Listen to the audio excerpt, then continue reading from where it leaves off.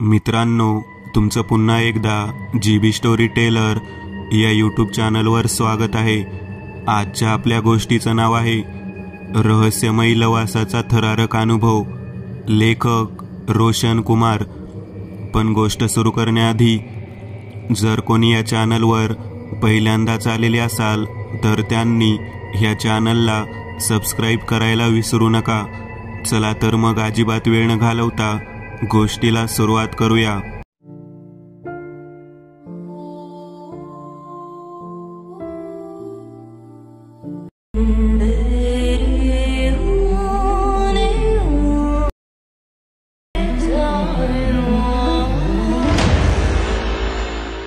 सध्या पावसाळ्याचा सीझन आहे। तरुण तरुणींसाठी, खास करून प्रेमी युगलांसाठी पावसाळा म्हणजे त्यांच्या हक्काचा ऋतू मानला जातो। आणि असंही म्हणतात, ज्या जोडप्याने पावसाळ्यात भिजून प्रेमाचे व संभोगाचे क्षण अनुभवले असतात ते त्यांच्या प्रत्येक पावसाळ्यात त्या गोष्टीची आठवण केल्याशिवाय राहू शकत नाही। ते त्यांच्या प्रत्येक पावसाळ्यात त्या गोष्टीची आठवण केल्याशिवाय राहू शकत नाही। उन्हाळा जाऊन जून महिन्यात जसा पावसाळा लागतो आणि ढगात मेघ गडगडू लागतात, वीज कडकडू लागतात, तसेच त्या जोडप्यांच्या अंगावर पावसाळ्यातील आठवणींचा शहारा आल्याशिवाय राहत नाही। पण जशा या पावसाच्या गोड आठवणी असतात तशाच या पावसातील काही जीवाचा थरकाप उडवणारी, भीतीने पूर्ण आठवण देखील असते। ही गोष्ट माझ्या स्वतःच्या अनुभवाची आहे, ज्यात एकाच ठिकाणचे दोन पण सारखेच अनुभव आहेत, एक उन्हाळ्याचा आणि एक पावसाळ्याचा।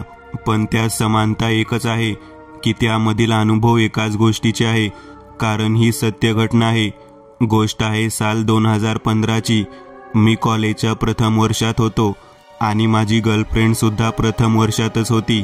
दोघे कॉलेजला असल्यामुळे आम्हाला वेळेचे काही बंधन नव्हते। पूर्ण दिवस आमचाच असायचा। जवळपास सर्व काही आमचं फिरून झालेलं, त्यामुळे थोडा मोठा प्रवास करू असं आम्ही आदल्या रात्री उशिरापर्यंत चॅट करत असताना बोललो होतो। शोधता शोधता मला एक ठिकाण लक्षात आलं। मी त्याआधी माझ्या मित्रांसोबत तिथे गेलो होतो। त्या ठिकाणाचं नाव होतं लवासा।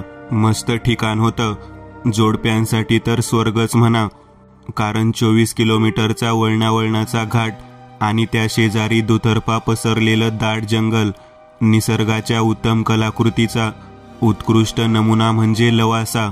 घाट चढून वर गेल्यास खाली असलेलं दासवे गाव आणि तिथून वाहत असलेली स्वच्छ नदी जणू पर्यटकाचं लक्ष मोहित करण्यासाठीच बनवलं गेलं होतं।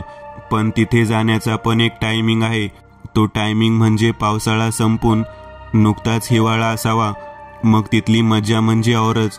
पण आम्ही वेळ चुकीचा निवडला होता, कारण कॉलेजचे काही शेवटचेच दिवस राहिले होते।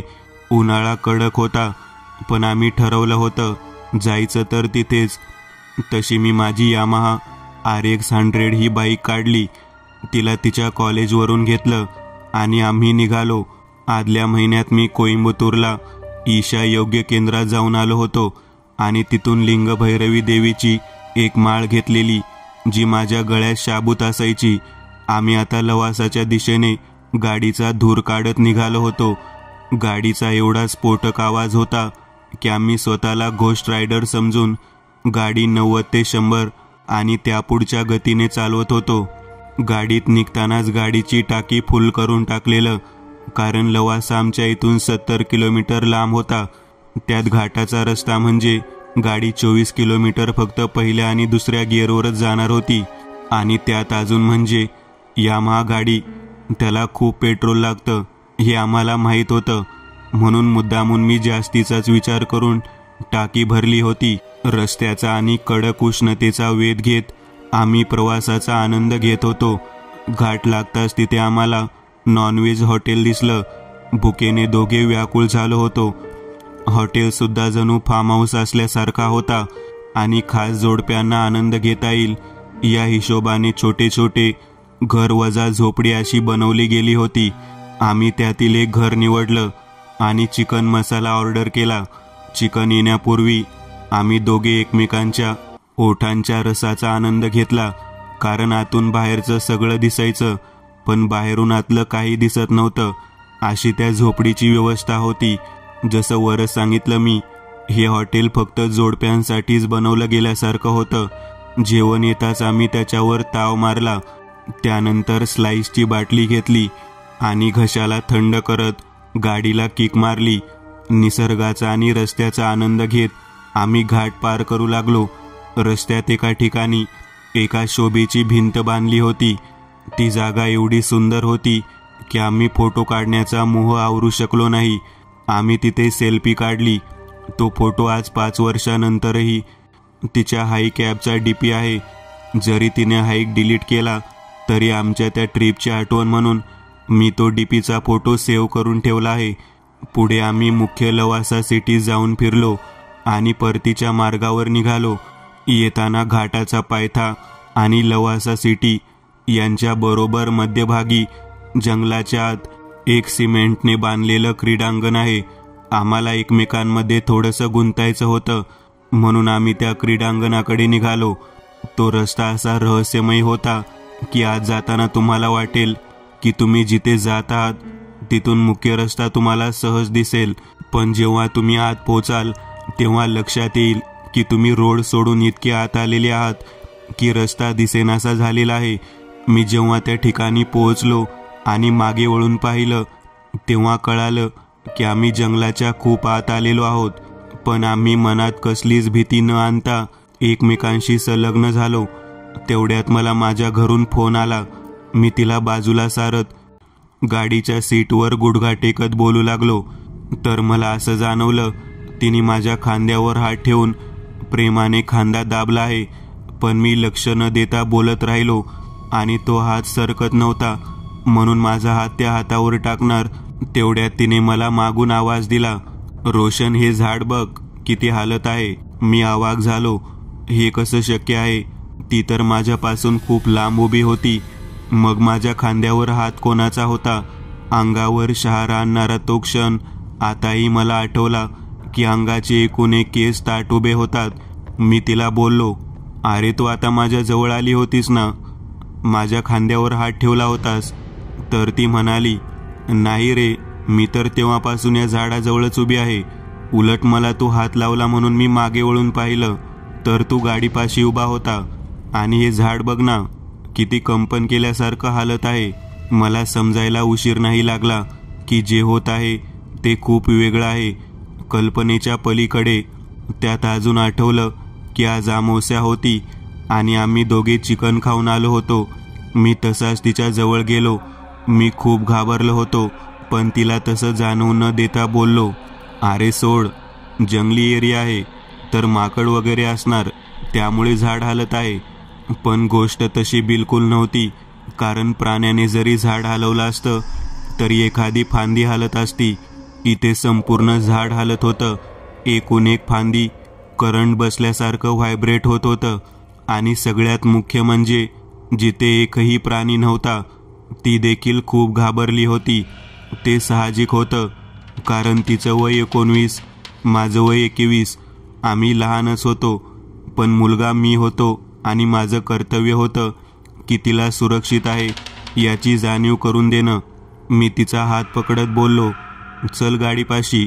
आम्ही गाडीपाशी आल्यावर थोडंसं ते विसरलो जे काही क्षणापूर्वी आमच्या सोबत झालं होतं.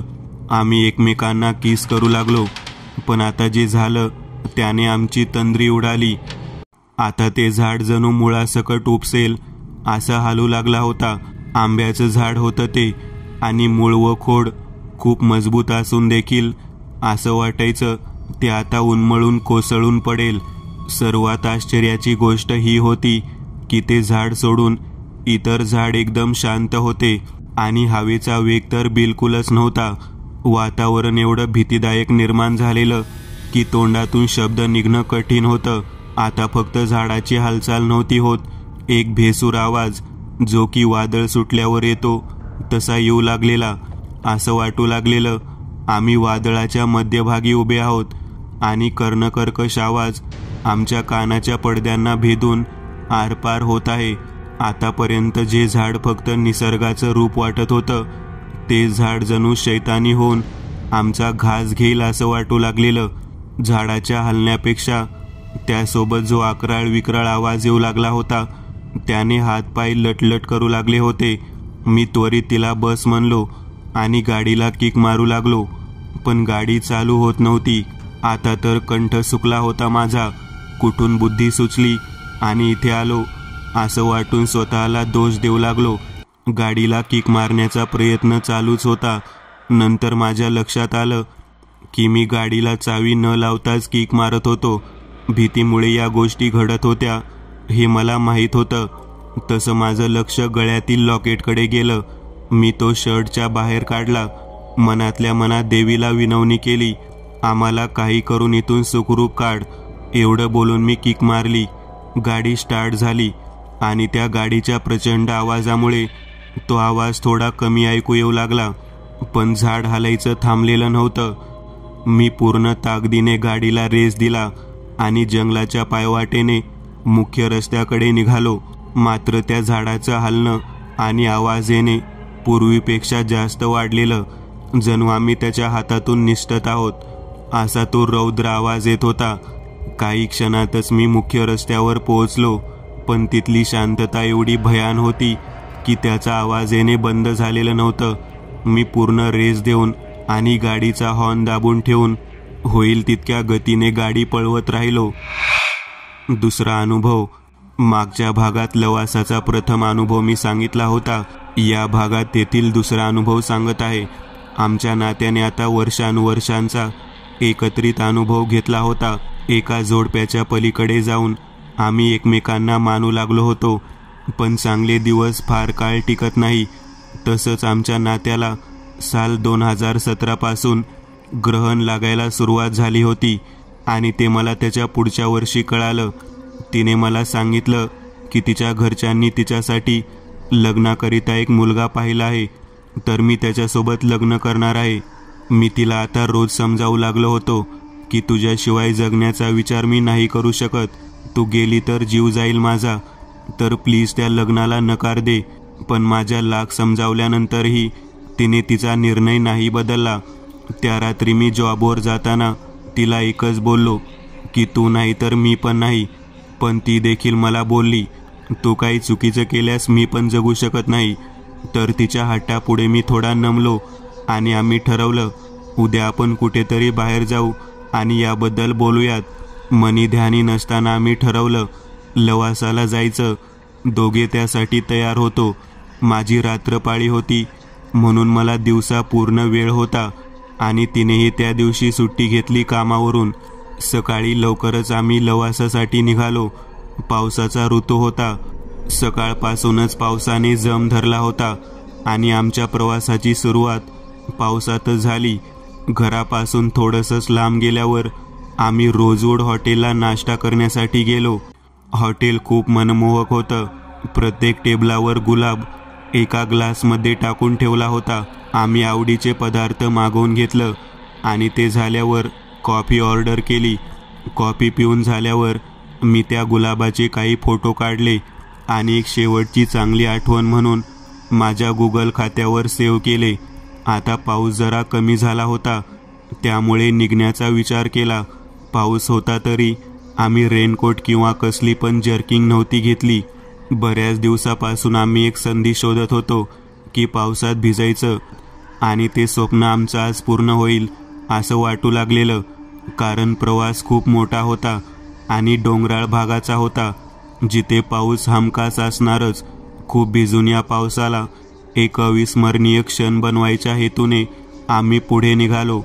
तिने वन पीस घातला होता, त्यामुळे वातावरण अधिकच रोमॅन्टिक वाटू लागलेलं. थोडंसं पुढे जाताच आम्हाला पावसाने घेरलं. खूप जोराचा पाऊस होता म्हणून आम्ही रस्त्यालगतच्या एका झोपडीच्या आश्रयाला गेलो. बराच वेळ थांबून पण पाऊस जात नाही हे पाहून आणि शेवटी भिजायचं आहेच हा विचार करून आम्ही निघालो. पाऊस सुरूच होता आणि भिजण्याचा आनंद घेत गाडी सावकाश चालवत येणाऱ्या प्रत्येक थेंबाला अनुभवू लागलो. दोघे अगदी ओले चिंब भिजलो होतो, पण आमच्या शरीराची ऊर्जा दोघांना ऊब देण्यास पुरेशी होती. निसर्गाच्या थंडीचा आणि देहाच्या उष्णतेचा गोड अनुभव घेत आम्ही प्रवास करतच राहिलो. आता घाट लागला होता आणि तिथे आम्हाला एक टपरी दिसली. त्याचं नाव होतं टर्निंग पॉइंट. त्या नावाकडे पाहून वाटलं माझ्या आयुष्याचा देखील ही टर्निंग पॉइंटच आहे, कारण आज आम्ही आमच्या पूर्ण आयुष्याचा निर्णय घेणार होतो. ते निर्णय माझ्या बाजूने असेल किंवा विरोधात याचा मी विचार नाही केला. जे असेल ते मान्य करून पुढचं आयुष्य बदलायचं आहे हा विचार माझ्या मनात होता. मी तिथे गाडी थांबवली आणि दोघांसाठी अंडा मॅगी ऑर्डर केली. मॅगी येईपर्यंत त्या गोष्टींच्या गप्पांना सुरुवात करू असा विचार करून शेजारीच असलेल्या वाहत झऱ्यापाशी जाऊन बसलो. तिने तिचा निर्णय मला सांगितला. त्यात काही बदल झालेलं नव्हतं. ती मला सोडून त्या मुलाबरोबरच लग्न करणार बोलली. हे ऐकून माझा चेहरा पडला होता. तिने ते पाहिलं आणि पुढे बोलू लागली, रोशन, माझं लग्न कुठेही हो दे, कोणासोबतही हो दे, पण आपल्या प्रेमाला मरण कधीच येणार नाही, हे माझं तुला वचन आहे. आणि त्यासोबतच एक अजून सांगते, जोपर्यंत तू मी आहोत सोबत आणि ज्या गोष्टी आपल्यात होत आहेत ती गोष्ट दुसरीकडे माझ्याकडून होईल हा विचार डोक्यात कधीच आणू नको. लग्न होईपर्यंत तो हक्क तुझाच राहणार.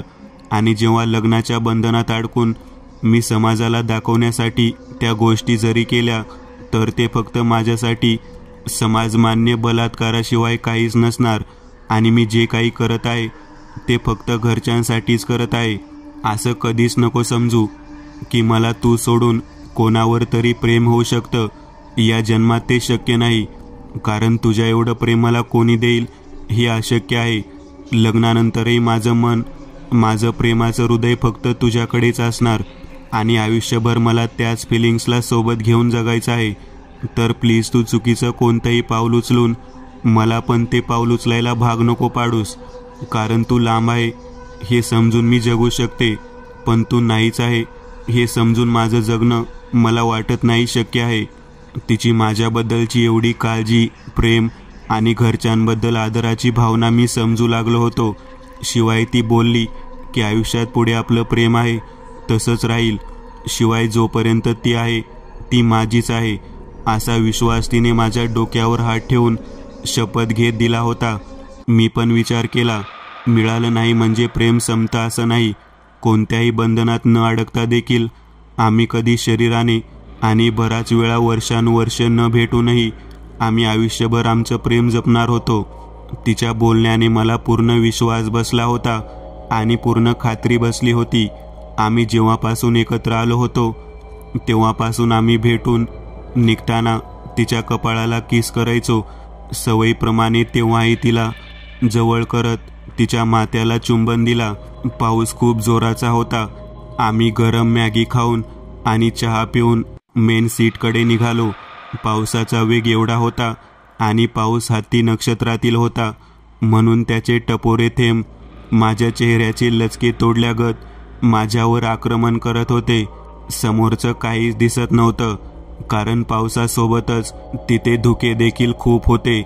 यावेळेस मी माझी FZ बाईक आणली होती, कारण त्याला ट्यूबलेस टायर होते. पावसात तिथे दुकान उघडी नसतात आणि गाडी पंक्चर झाली तरी त्रास होऊ नये म्हणून मी ही गाडी आणली होती. आमच्यात वादाचं काही कारण आता राहिलेलं नव्हतं. आभाळात जरी ढग दाटले होते तरी देखील आमच्या मनातील सगळ्या गैरसमजुतीचे ढग केव्हाच नाहीसे झाले होते. आम्ही आता तेच होतो जे की या आधीच्या दिवसात सोबत होतो. तिने आता मला घट्ट मिठी धरून ठेवलेलं मागूनच. तिच्या मिठीमुळे मी आता गेल्या 2 दिवसांपासून होत असलेल्या गोष्टी पूर्णपणे विसरून फक्त तिचं प्रेम अनुभवत होतो. आता मला पावसात भिजण्याचा खरा आनंद येऊ लागला होता आणि तिलाही.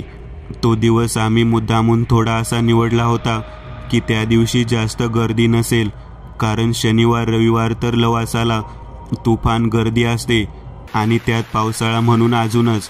पण आम्ही आलो त्या दिवशी अगदी मनासारखं झालेलं. म्हणजे क्वचित एखादी गाडी दिसली तर दिसली. आम्ही आता मेन सिटीच्या गेटजवळ उभा होतो. पाऊस धो चालू होता. मध्येच ढगांचा गडगडाट व्हायचा आणि लख्ख वीज चमकायची. जिथवर पाहावं तिथवर फक्त आणि फक्त जंगल आणि झाडे. टिवटिव करत असलेल्या टिटव्यांमुळे वातावरण अधिकच रोमांचक आणि भयभीत देखील होतं. गेटजवळच वॉचमनची केबिन होती, तर मला वाटलं चला कोणीतरी आहे माणूस, म्हणून आम्ही शेजारी असलेल्या टी पॉईंटवर गेलो. पण ते सगळेच बंद होते. तिथला नजारा इतका आकर्षक होता की मला वाटलं पावसाच्या आठवणींचा अल्बमसाठी फोटोशूट येथेच व्हायला पाहिजे. तसा मी तिला वेगवेगळ्या ठिकाणी थांबायला लावून फोटो काढू लागलो. पण या दरम्यान माझ्या कानावर कोणीतरी कणत आहे, रडून असा आवाज येत होता. मी काही वेळा त्याकडे दुर्लक्ष केलं, पण ते राहून राहून आवाज येतच होता. मला मागच्या ट्रिपची आठवण होतीच आणि अनुभवही होताच. पण यावेळेस मी तिने घाबरू नये म्हणून काही बोललो नाही. उलट तिला वेगवेगळ्या पोज देण्यास सांगून फोटो काढत राहिलो. ते आवाज अधिकच वाढलेत, म्हणून मी तिला म्हणालो, चल पुढे जाऊ. आम्ही आता मेन सिटीत आलो. इथे बोटावर मोजण्या इतकीच माणसं होती. मी एक सायकल रेंटने घेतला. तिला पुढे बसवून मी पायडल मारत सिटीत फिरू लागलो. गाडीवर आम्ही रोजच फिरायचो, पण लवासासारख्या रोमॅन्टिक ठिकाणी सायकलवर पुढे तिला बसवून राईड करणे माझं स्वप्न होतं. ते आज पूर्ण झालेलं. यानंतर आम्ही परतीच्या प्रवासाला निघालो आणि इथून एक थरारक सुरू झाला. आम्ही निघालो आणि आमच्यासोबतच पाऊस देखील येऊ लागला. जणू ढगफुटी झाली होती असं त्या पावसाचं रूप होतं. केसांपासून नखापर्यंत दोघे ओले होतो आणि पाऊस एवढा वाढला की मला गाडी चालवणे अवघड वाटू लागलेलं. शेवटी आम्ही तिथेच येऊन परत थांबलो जिथे त्या कन्याचा आवाज येत होता. पाऊस जोरात होता, म्हणून म्हणा किंवा योगायोग समजा. आम्ही तिथे गाडी थांबवली आणि तिथे एक बंगला बांधून ठेवला होता. त्याच्या आडोशाला लपून राहिलो. लवासात असे खूप बंगले बांधून ठेवले आहेत ज्यात कुणी राहत नाही आणि देखरेखीसाठीही कोणी नसतं. हा त्यातीलच एक बंगला. शेजारी डाव्या बाजूला फक्त जंगल, झाड आणि उजव्या बाजूला एक मोठी खाई होती, ज्यात पडलो तर तुमच्या अंगाचे हाड पण नाही सापडणार. समोर फक्त डांबरी रस्ता होता, ज्यामुळे वाटायचं की रोडवरून कोण ना कोण येत जात राहणार, म्हणून घाबरायचं काही कारण नाही. पण इतक्या वेळेत आम्हाला ना तिथे कोणी माणूस दिसला ना कोणतीही गाडी. बंगल्याजवळच आम्ही पोहोचताच मला दिसलं की बंगला पूर्ण खुला आहे, ज्यात आतमध्ये कोणी पण जाऊ शकतं. आम्ही बंगल्याच्या भिंतीच्या आडोशालाच थांबलो होतो. दोघांचे भिजलेले मादक शरीर आम्हाला एकत्र येण्यास आमंत्रित करू लागले होते आणि जवळपास कोणीच नाही या संधीचा फायदा घेत आम्ही जवळ आलो. भिजून असताना देखील आमच्या शरीरातून आता स्पर्श झाल्यामुळे गरम वाफ येऊ लागली. तसं तिने माझ्या कानाजवळ येत तोंडातून गरम श्वास सोडला. मी भान विसरून तिला घट्ट मिठीत घेतलं आणि किस करू लागलो. तेवढ्यात एक आवाज आला, जो की कोणत्या तरी वयस्क माणसाचा होता. आवाजात थोडा राग आणि अतृप्ततेची भावना होती. आम्ही लगेच दूर झालो. इकडे तिकडे पाहू लागलो, पण कोणीच नव्हतं. तिला विचारलं, तुला काही आवाज आला का? तर ती पण हो म्हणाली. म्हणजे हा काही माझा भास नव्हता. पाऊस चालूच होता. झाडे अगदी वेगाने तुफान हालचाली करत होती. आम्ही थोडंसं घाबरलो, पण मी तिला धीर देत बोललो, अरे थोडंसं लांब जो बंगला आहे तिथे कोणी काही बोलत असतील, त्यांचा आवाज असेल, सोड ना.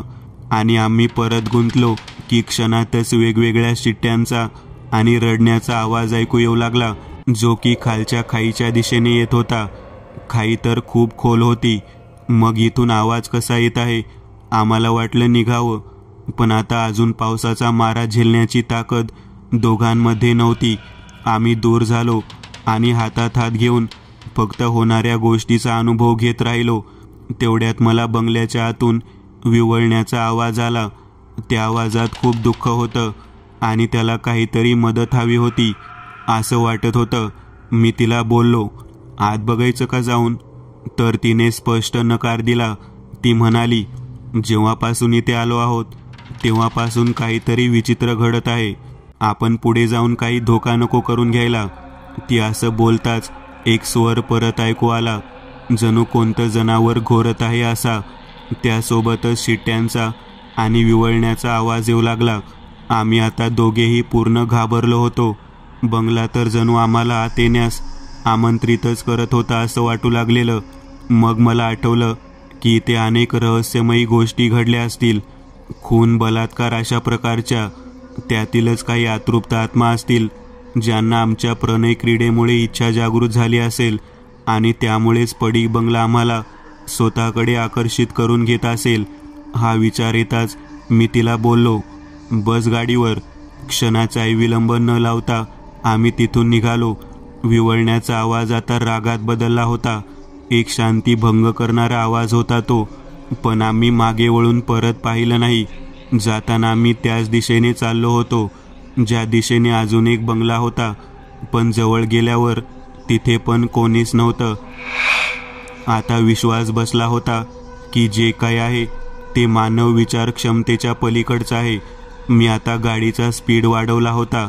रस्त्यात आम्हाला तोच रस्ता दिसला जो की मागच्या ट्रिपच्या वेळी आम्हाला एक भयावह अनुभव देऊन गेला होता. तिकडे पाहताच असं वाटलं तो रस्ता आजही आम्हाला बोलावत आहे. मागे जो ते करू शकला नव्हता ते पूर्ण करण्यासाठी. पण मी मनावर ताबा आणत सरळ चालत राहिलो. काही वेळात आम्ही खूप दूर आलो होतो. इथे काही माणसांची हालचाल होत होती म्हणून आम्ही तिथे थांबलो. थोडा शारीरिक प्रेम अनुभवत तिथून निघालो. आता आम्ही शहरात पोहोचलो होतो. पावसात भिजून एकदम शांत झालो होतो म्हणून चिंचवडच्या अन्नपूर्णा हॉटेलला जाऊन कॉफी ऑर्डर केली. ती फ्रेश होण्यासाठी वॉशरूमला गेली. 2 कॉफीचे कप आणि त्याखाली बशी आली. मी कॉफीचा कप उचलणार तेवढ्यात बशीसकट कप माझ्या डोळ्यासमोरून घसरून टेबलच्या दुसऱ्या टोकाला गेली. माझा श्वास अडकला. हे काय होत आहे? असं कसं होऊ शकतं? टेबल वर खाली बिलकुल नव्हतं. मग असं कसं झालं? काही कळत नव्हतं.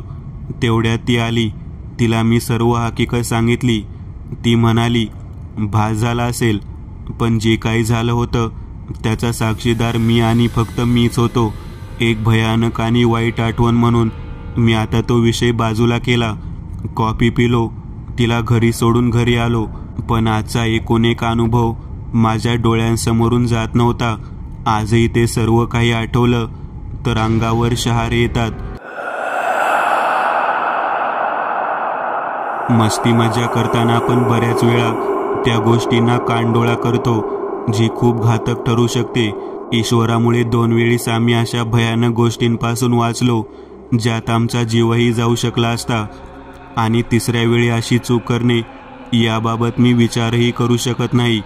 पावसाची आठवण खूप रोमांचदायी असते, पण माझ्यासाठी पावसातली आठवण म्हणजे प्रेम, मजा आणि रहस्यमयी गोष्टी या तिघांचा थरारक आणि अनोखा अनुभव आहे जे की आम्हा दोघांना आमचा विसर पडू देणार नाही. जेव्हा जेव्हा ढगांचा गडगडाट, विजांचा कडकडाट होऊन धो धो पाऊस पडेल तेव्हा तेव्हा आम्हाला तिने दिलेले आयुष्यभर साथ देण्याचे वचन आणि भयभीत करून सोडणारे ते आवाज आणि रहस्याने भरपूर त्या बंगल्याची आठवण आल्याशिवाय राहणार नाही. मित्रांनो, आज पुरतं एवढंच. तुम्हाला जर काही गोष्ट आवडली असेल तर नक्की लाईक करा. तुमच्यापैकी बरेचसे जण व्हिडिओ लाईक न करताच पळून जातात. पण हा जर व्हिडिओ तुम्ही लाईक केला तर मला जरा बरं वाटेल आणि असेच भारी भारी व्हिडिओ बनवायची माझ्यात एनर्जी येईल. त्यामुळे नक्की लाईक करा. आणि अजूनही कोणी या चॅनलला सबस्क्राईब केलेलं नसाल तर लगेच सबस्क्राईब करून टाका. आणि बाजूची घंटी ती मात्र दाबायला विसरू नका. देवाची घंटी आहे ती. चला तर मग पुन्हा भेटूया अशीच एक आगळी वेगळी गोष्ट घेऊन पुढच्या